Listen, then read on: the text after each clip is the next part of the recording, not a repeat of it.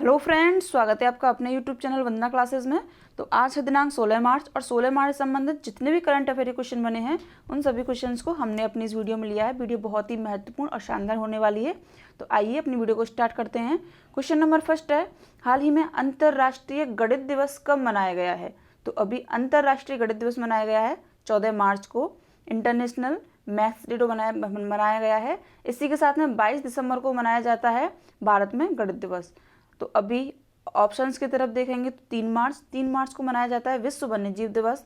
8 मार्च को women's day plus no smoking day, ये 2 डे मनाए जाते हैं 8 मार्च को। और 15 मार्च को विश्व उपभोक्ता अधिकार दिवस मनाया जाता है। तो इसी के साथ में नेक्स्ट क्वेश्चन है, हाल ही में CO2 आयात करने और इसे समुद्र के नीचे स्टोर करने वाला पहला देश कौन सा बना है? तो अभी CO2 को आयात करने और समुद्र के नीचे स्टोर करने वाला पहला देश बना है, वो है डेनमार्क। तो डेनमार्क की राजधानी हो जाएगी कोपेनहेगन। प्रधानमंत्री हैं मेटे फ्रेडरिक्सन, मुद्रा है क्रोन और भाषा है यहाँ की डेनिश। तो इस प्रकार से ये 4 चीज़ें आपको याद रखनी है डेनमार्क के साथ साथ में। तो अभी CO2 आयात करने और उसे स्टोर करने वाला पहला देश डेनमार्क बना है। इसके बारे में कुछ इंपॉर्टेंट पॉइंट हैं। डेनमार्क में उत्तरी सागर के नीचे 1800 मीटर कार्बन डाइऑक्साइड को स्टोर करने के लिए एक परियोजना का उद्घाटन किया गया है, जो विदेशों से आयातित CO2 को दफनाने वाला पहला देश बन गया है डेनमार्क। इसी के जो पॉइंट से अगला, उत्तरी सागर इस प्रकार की परियोजनाओं के लिए विशेष रूप से उपयुक्त है क्योंकि इस क्षेत्र में पहले से ही तेल और गैस उत्पादन की दशकों के बाद में पाइपलाइन और संभावित भंडारण स्थल हैं। कहाँ? उत्तरी सागर में। और यहीं पर क्या कर रहा है डेनमार्क? अभी CO2 को दफनाएगा ताकि आगे कोई भी जो भी प्रदूषण वगैरह है वह ना हो। तो नेक्स्ट क्वेश्चन है, पर्यावरण सामाजिक और शासन कानून ESG 2023 कहाँ लागू हुआ है? तो अभी तीनों चीज अलग अलग हैं, पर्यावरण कानून, सामाजिक कानून और एक शासन कानून। तो अभी यह भारत 2023 में इसको वापस से लागू किया है। तो अभी इसके बारे में जो इम्पोर्टेंट पॉइंट हैं उनको हम यहाँ पर रीड करेंगे। भारतीय पर्यावरण कानून सबसे महत्वपूर्ण जो कि है भारतीय स्वच्छ वायु कार्यक्रम NCAP, शुरुआत इसकी हुई थी 2019 में। NCAP का उद्देश्य 2024 तक रखा गया था, इसका उद्देश्य रखा गया है 2024 तक वायु प्रदूषण को 20 से 30% तक कम करना है, क्योंकि कार्बन का उत्सर्जन कम करना है। और इसी के साथ ही 2018 तक प्लास्टिक अपशिष्ट प्रबंधन नियमों की शुरुआत की गई थी, जिसका उद्देश्य था एकल उपयोग वाले प्लास्टिक उपयोग को कम करना और रिसाइकलिंग को बढ़ावा देना। ये था पर्यावरण कानून। इसके बाद में है सामाजिक कानून, जिसको कि भारत में एक जटिल और विकसित श्रम व्यवस्था है। इसमें न्यूनतम मजदूरी के लिए काम करने की स्थिति और सामाजिक संरक्षण जुड़े प्रावधान 2020 में सरकार ने देश की इस श्रम कानूनों को सरल और आधुनिक बनाने के उद्देश्य नए श्रम कोड में पेश किए गए हैं। तो जो सामाजिक कानून है वो एक सामाजिक स्तर पर देखे गए हैं इनको। और शासन कानून, तो शासन कानून में भी भारत में कॉरपोरेट प्रशासन कई कानूनों और विनियमों द्वारा शासित होते हैं, जिसमें कि कंपनी अधिनियम होते हैं, भारतीय प्रतिभूति और विनिमय बोर्ड होता है, लिस्टिंग, और ये सारे लिस्टिंग दायित्व और प्रकटीकरण की जो आवश्यकता है उसके नियम में शामिल होते हैं। इसी के साथ में ही शासन एक कंपनी के नेतृत्व में भी काम करते हैं, जिसमें कि कार्यकारी वेतन होता है, लेखा परीक्षक होते हैं, आंतरिक नियंत्रण है और एक शेयरधारी का अधिकारों से संबंधित होते हैं। तो ये प्रमुख जो पॉइंट्स थे वो इन तीनों चीज़ों के लिए थे, पर्यावरण, सामाजिक और शासन कानून। तो यह अभी 2023 भारत में इसको स्टार्ट किया गया है।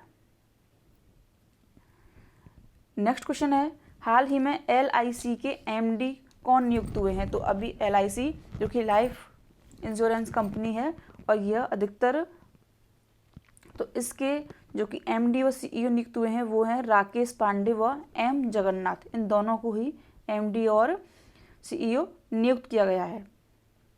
इसके साथ में ही जिष्णु बरुआ, तो जिष्णु बरुआ हो जाएंगे अभी केंद्रीय विद्युत नियामक उद्योग के अध्यक्ष हो जाएंगे।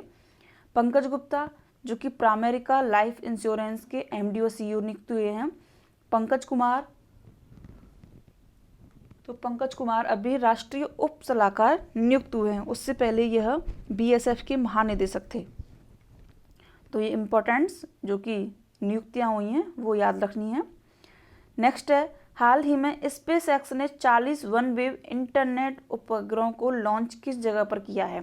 तो अभी स्पेस एक्स ने 40 वन वेव जो इंटरनेट उपग्रह हैं उनको फ्लोरिडा से लॉन्च किया है।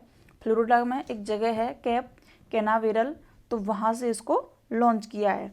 और यह फ्लोरिडा कहाँ पड़ता है? यह पड़ता है दक्षिण पूर्वी जो राज्य है, दक्षिण पूर्वी यूएसए का दक्षिण पूर्वी राज्य, तो यहाँ पर यह पड़ता है। और यह यूएसए में शामिल होने वाला 27वां राज्य बना है यूएसए का। तो अभी यहाँ पर इसको लॉन्च किया गया है। इसके बारे में कुछ इंपॉर्टेंट पॉइंट हैं जिनको कि हम अभी पढ़ेंगे। स्पेस एक्स ने प्रतिद्वंदी वन वेव के लिए 40 और इंटरनेट उपग्रहों के साथ में cap Canaveral space force station से फाल्कन 9 रॉकेट को भी लॉन्च किया है। इसके साथ में इस महीने के अंत में 36 और इंटरनेट उपग्रहों के साथ में जो भारतीय GSLV-M के रॉकेट पर एक और प्रक्षेपण को लॉन्च किया है। और यह जो वन वेव है वह भारतीय समूह से जुड़े वन वेव जो कि LEO में भी सम्मिलित हैं, इन सभी को भी यहाँ पर अभी लॉन्च किया गया है। 26 मार्च को होने वाला यह प्रक्षेपण वन वेव को वैश्विक इंटरनेट कवरेज के लिए आवश्यक 588 उपग्रह सीमा से ऊपर ले जाएगा, जो कि यह इतने सारे जो कि नॉन होते हैं इसके एक साथ लॉन्च करता है। तो अभी इनकी अपनी पहली पीढ़ी के नेटवर्क में कुल मिलाकर 650 उपग्रहों को लॉन्च करने की भी इसने ये भी योजना बनाई है एक साथ लॉन्च करने के लिए। तो इस प्रकार की जो कंपनी है स्पेस एक्स, वह भी 650 तक भी इसकी संख्या जा सकती है उपग्रहों को लॉन्च करने के लिए। नेक्स्ट क्वेश्चन है, रेशम उत्पादकों हेतु बीमा योजना शुरू करने वाला पहला राज्य भी कौन सा बना है? तो रेशम उत्पादकों को बीमा योजना शुरू करने हेतु पहला राज्य बना है उत्तराखंड। तो उत्तराखंड में अभी एकल महिलाएं होती हैं, जो एकल महिलाएं, उनके लिए भी स्वरोजगार योजना को भी स्टार्ट किया गया है उत्तराखंड में। उत्तराखंड की झांकी है, अभी 74वें गणतंत्र दिवस पर पहला प्राइज जीता है उत्तराखंड की झांकी ने। तो अभी ऑप्शंस की तरफ देखेंगे, राजस्थान। तो राजस्थान में अभी पहली अंधता नियंत्रण पॉलिसी लागू करने वाला पहला राज्य बना है राजस्थान। उत्तर प्रदेश, तो उत्तर प्रदेश में अभी ग्लोबल वीजा सब एप्लीकेशन सेंटर खोला गया है VFS, जो कि 12 देशों का वीजा प्रदान करेगा भारतीयों को। और केरल, तो केरल में अभी मेन होल को साफ करने के लिए स्कैवेंजर्स जो रोबोटिक है उसका इस्तेमाल किया गया है, उसको बनाया गया है। साथ में ही मंदिर अनुष्ठानों को काम करने के लिए एक कृत्रिम हाथी का भी जो कि उपयोग किया गया है, वह किया गया है अभी केरल में। नेक्स्ट क्वेश्चन है, हाल ही में भारत ने ऑस्ट्रेलिया को हराकर बॉर्डर गावस्कर ट्रॉफी 2022-23 जीती है। इसका आयोजन पहली बार कब किया गया था? तो अभी इसका जो आयोजन है वह पहली बार किया गया था 1996 से 1997 के बीच में, और जो कि अभी ऑस्ट्रेलिया को हराया है, तो ये हराया है 2-1 से। नेक्स्ट क्वेश्चन है, हाल ही में चीन का मुकाबला करने के लिए परमाणु पनडुब्बी साझेदारी ऑकस योजना किसके द्वारा प्रारंभ की गई है? तो अभी जो परमाणु पनडुब्बी साझेदारी ऑकस योजना है, ऑकस,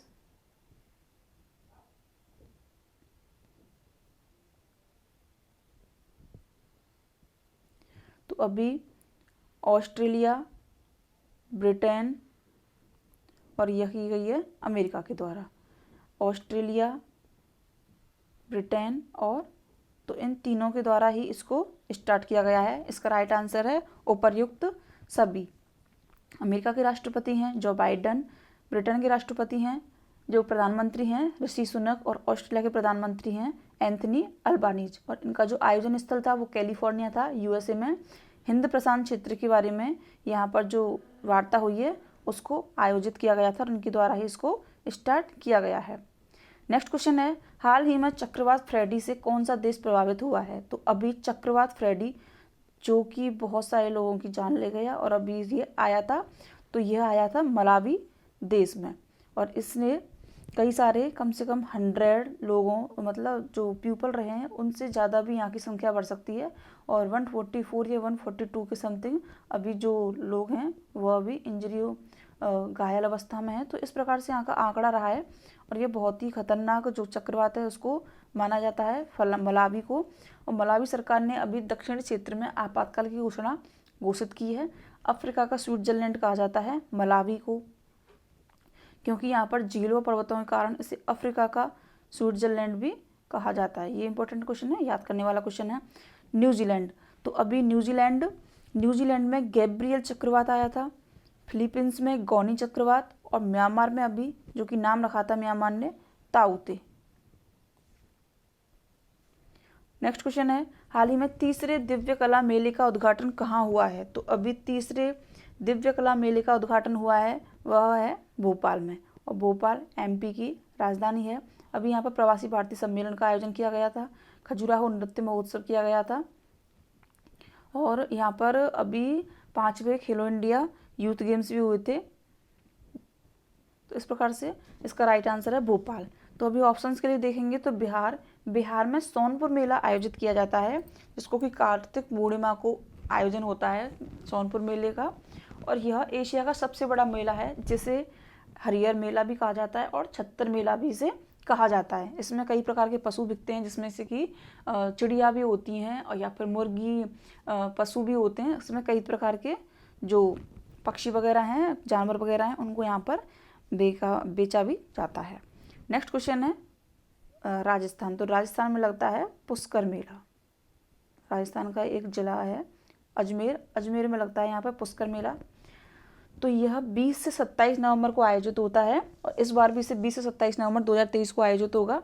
मीन्स ये कार्तिक जो कि पूर्णिमा होता है उसी दिन इसको आयोजित किया जाता है। ये दुनिया का सबसे बड़ा पशु मेला लगता है यहाँ पर। जम्मू कश्मीर में पहली बार सरस मेला का भी आयोजन किया गया है, और यह मेला हस्तशिल्प और जो हथकरघा वगैरह होते हैं उससे संबंधित था सरस मेला, और इसे अभी 4 फरवरी से लेकर 14 फरवरी तक इसका आयोजन किया गया था। नेक्स्ट क्वेश्चन है, किस राज्य का पूरा ब्रॉडगेज नेटवर्क भारतीय रेलवे द्वारा विद्युतीकृत किया गया है? तो अभी ये है इसका राइट आंसर है